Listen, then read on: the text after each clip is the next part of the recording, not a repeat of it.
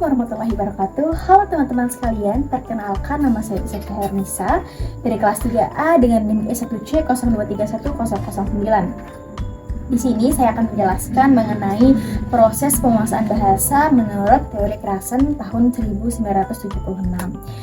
Nah, proses penguasaan belajar bahasa itu ada dua. Yang pertama B1 dan B2. Nah, B1 ini merupakan bahasa ibu atau bahasa yang digunakan sehari-hari yang digunakan untuk berinteraksi kepada masyarakat sekitar. Sedangkan B2 merupakan istilah untuk menjelaskan proses bahasa atau mempelajari ilmu bahasa baru. Nah, teman-teman sekalian, bahasa baru ini tidak mesti harus bahasa asing, melainkan bisa bahasa regional maupun bahasa nasional. Nah, untuk itu kita perlu memahami proses belajar bahasa B2 menurut teori Krashen tahun 1976.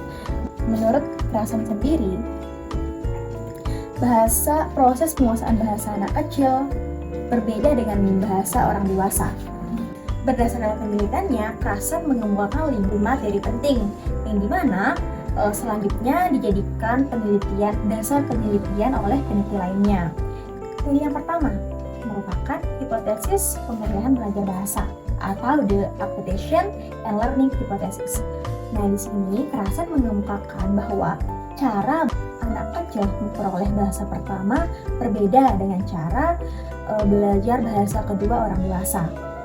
Yang dimana anak-anak kecil itu memperoleh bahasa pertamanya secara alamiah dari masyarakat sekitar atau bahasa ibunya. Sedangkan orang dewasa memperoleh bahasa keduanya itu dengan cara belajar secara formal. Yang kedua adalah hipotesis urutan ilmiah atau the natural order hypothesis. Hipotesis ini menjelaskan ada urutan tertentu dalam kemampuan berbahasa yang dialami setiap orang yang bersifat universal. Artinya, semua orang memiliki cara yang mirip dalam belajar bahasa, meskipun dengan bahasa yang berbeda. Nah, teori yang ketiga adalah hipotesis monitor atau the monitor hypothesis. Krashen menjelaskan bahwa aturan bahasa yang dipelajari secara sadar berfungsi hanya sebagai pengawas saja. Nah, ini berarti aturan yang kita pelajari tadi hanya untuk memeriksa dan mempelajari bahasa kita. Yang keempat adalah hipotesis masukan atau the input hypothesis. Kemampuan berbahasa seseorang tergantung dari seberapa banyak masukan yang diterima. Semakin banyak dan berkualitas masukan yang diterima, maka semakin bagus pula kemampuan berbahasa baru mereka. Nah, yang kelima adalah hipotesis filter afektif atau the affective filter hypothesis. Nah, hipotesis ini menjelaskan bahwa faktor emosional seperti kecemasan atau motivasi itu sangat bergantung kepada penguasaan bahasa baru. Jika seseorang merasa cemas, tidak percaya diri, kemungkinan besar untuk menguasai bahasa baru itu akan sulit diterima.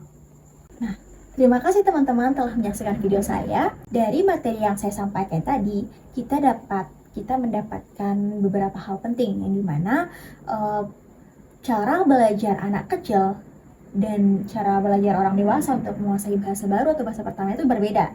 Dan pentingnya masukan dalam proses belajar bahasa baru dan pentingnya faktor emosional dalam proses belajar bahasa baru.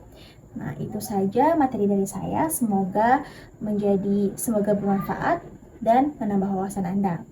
Terima kasih, saya Isepti Hernisa. Wassalamualaikum warahmatullahi wabarakatuh.